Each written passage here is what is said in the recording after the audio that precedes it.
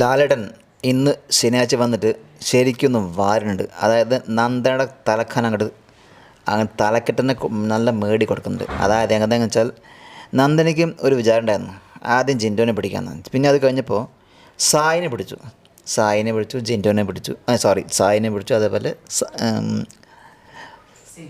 സിജോനെ പിടിച്ചു.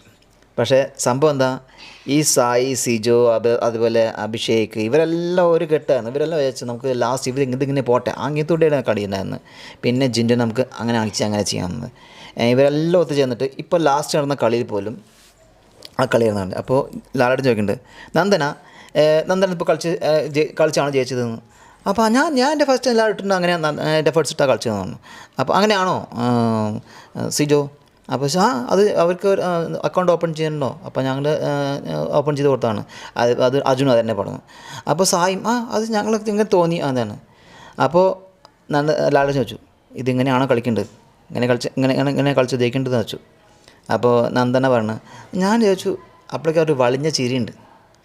ജിൻറ്റോ പറഞ്ഞു, അതങ്ങനെയാണല്ലോ അവർ ചെയ്യുന്നത്. ഋഷിയും പറയുന്നുണ്ട് അതേപോലെ അങ്ങനെ ഫേവറേറ്റ്സ് നന്നായി തോന്നി. ഞാൻ ഓറയും പറയുന്നുണ്ട് അതേപോലെ. പക്ഷേ സംഭവം എന്താണെന്ന് വെച്ചാൽ ഇവിടെ നടന്നത് നന്ദന മാത്രമല്ല, സായിനെ ആരെ തൊട്ടു? ലാസ്റ്റ് വரைക്കും സായിനെ ആരും ടച്ച് ചെയ്തില്ല. ഈവൻ ജാസ്മിൻ പോലും, ശകലം പോലും. ജാസ്മിൻ വെറുതെ ഓടി ബാക്കിലേക്ക്, പിന്നെ വിട്ടു വന്നു, പിന്നെ ഗെയിം വിട്ടു വന്ന് കൺഫെൻഷൻ റൂമിലേക്ക് പോയി, മെഡിക്കൽ റൂമിലേക്ക് പോയി. എന്നാൽ സായിൻ്റെ ബാക്കിലായിരുന്നു ജാസ്മിൻ ഉണ്ടായിരുന്നു. അവർക്ക് ഒരായിരുന്നു ലൂസ് ചെയ്യായിരുന്നു, അതേപോലെ ബോക്സ് കംപ്ലീറ്റ് ലൂസ് ചെയ്യാൻ ബാഗ് അടിക്കായിരുന്നു, ഒന്നും ചെയ്തില്ല. അവർ തൊട്ടതേ ഇല്ല. സായിൻ്റെ ബാഗ് പോലും ഒരൊറ്റ കുട്ടി ലാസ്റ്റ് തൊട്ടില്ല. എന്നിട്ട് ലാസ്റ്റ് 3 പേരും ചേർന്ന് ജിൻറ്റോനെ കംപ്ലീറ്റ് ആക്കി. പിന്നെ അവിടെ എന്തൊക്കെയോ പ്രശ്നം ഉണ്ടാക്കി, അവിടെ ഫിസിക്കൽ അസോൾട്ട് വരെ വരുന്ന ഒരു സിറ്റുവേഷൻ ഉണ്ടാക്കി കൊടുത്തു. പക്ഷേ ജിൻറ്റോ വളരെ ബുദ്ധിപൂർവ്വമായി കളിച്ചിട്ട് അവിടുന്ന് ഊരിപ്പോരുക ചെയ്തത്.